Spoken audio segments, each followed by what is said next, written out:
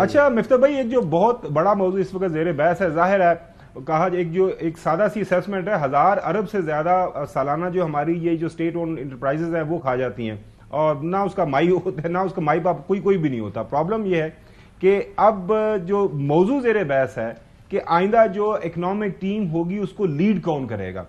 आपने डॉन के अंदर हमारे खुरम हुसैन का कॉलम पढ़ा हुआ, बाकी भी कुछ हमारे जो एक्सपर्ट्स हैं वो यही कह रहे हैं कि खुदारा डार साहब से थोड़ा सा आप जो है फाइनेंस मिनिस्ट्री को बचा के रखिएगा।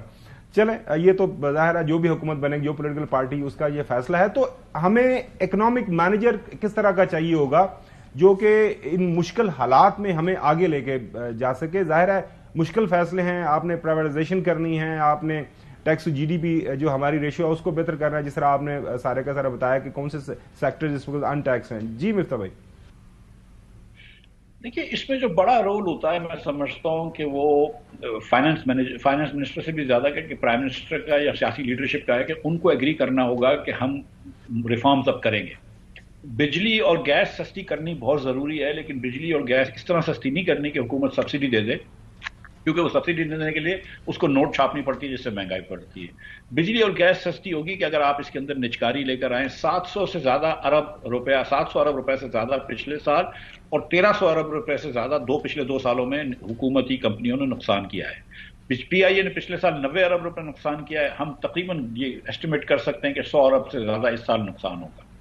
अगर ये पैसे आप पीआईए को जब तक निचकारी नहीं करेंगे, आप नहीं कर सकते। आपने देख ली कि नून की हुकूमत भी आ गई, पीपल्स पार्टी की हुकूमत भी आ गई, पीटीआई की हुकूमत भी आ गई, लेकिन पीआईए के अंदर बेहतरी नहीं आई। तो अब अगर पीआईए को कोई जबरदस्ती तो नहीं है, खुदा ना खास्ता कहीं कुरान मजीद में तो नहीं लिखा हुआ कि पीआईए को हुकूमत, पीआईए को आप भेज दीजिए, किसी को भेज दीजिए। ये 8,000 जो हमारे भाई, पाकिस्तानी भाई और बहन काम करते हैं, आप उनकी नौकरी पक्की कर लीजिए कि भाई आप इनको नहीं निकाल सकते या इनकी तनख्वाह कम नहीं कर सकते।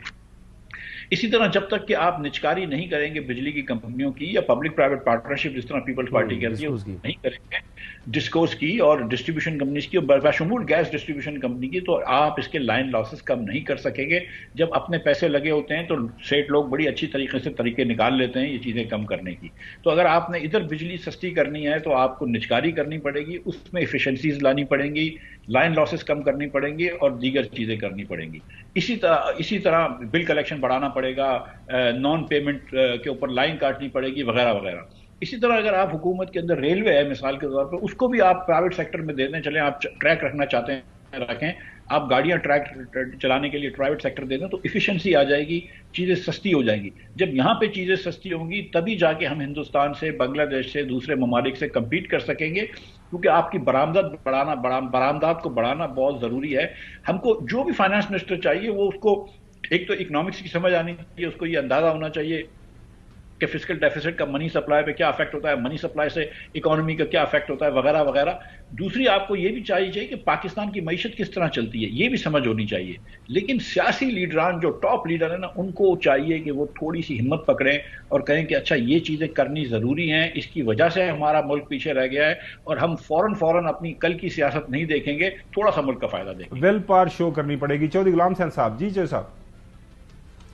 मिफ्ता इस्माइल साहब, मेरा ख्याल है आप और शाहिद खाकार अब्बासी उन बड़े लीडरों में शामिल है जिन्होंने पिछले कुछ अर्सा से, साल डेढ़ तो हो गया आपको, मैं मुसलसल कहते हुए सुन रहा हूँ कि इकानमी का बट्टा बैठ गया है और ये पीडीएम वाले अपनी पॉलिसीज़ के ज़रिए इसमें कोई इम्प्रूवमेंट नहीं लाए। जैसे ये बातें हुई, निजकारी हुई, तो एक यूनिट भी सारे 2 साल में कौन सा प्राइवेटाइज हुआ है, कौन सा उनकी मैनेजमेंट तब्दील हुई है, कौन से लॉसेस रुके हैं, कौन सा ये सर्कुलर डेट को कम किया गया है। अब इसकी लंबी लिस्ट है। अब आपके दो बातें हैं, एक तो डाके से अमन कायम नहीं होता नंबर एक, और नंबर दो अब रिजल्ट्स जो है तस्लीम नहीं किए जा रहे। नंबर तीन, आप बताएं कि आपके पास क्या गिदड़ सिंगी थी कि आप इस चीज़ को भाप गए थे कि मुस्लिम लीग है इनके बस का रोग नहीं है और people have given up on this party. अभी भी इनके अंदर कोई साथ आता है, कोई पॉजिटिव काम करने ला, या बस सुखे तो मिल माइया।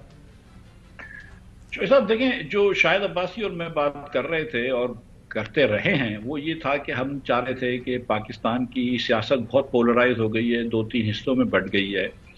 और हम ये समझते थे कि सबको पाकिस्तान बहुत पीछे रह गया है।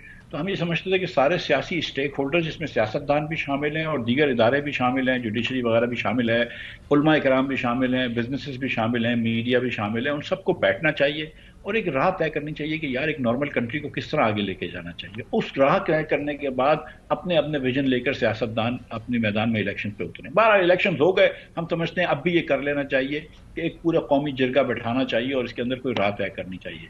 जो दूसरी बात थी मुस्लिम लीग की, तो भाई मैं चौधरी साहब ये समझता हूं कि मुस्लिम लीग इस इलेक्शन में गई है किसी बयान के बगैर, और मुस्लिम लीग का वोटर जरूर है पंजाब में, लेकिन वो वोटर निकला नहीं है क्योंकि उसको कोई बयानिया नहीं मिला था। कोई जो पार्टी, जो सियासत, जो जिसकी वजह से शायद भाई हट गए थे ना इलेक्शन से पीछे, वो कहते थे कि सियासी पार्टी का कोई मकसद होना चाहिए। मकसद ये नहीं हो सकता कि मिफ्ता इस्माइल को वजीर बनाओ या शाहिद अब्बासी को वजीर बनाओ। मकसद होना चाहिए कि हम यहां आके ये चीजें करेंगे।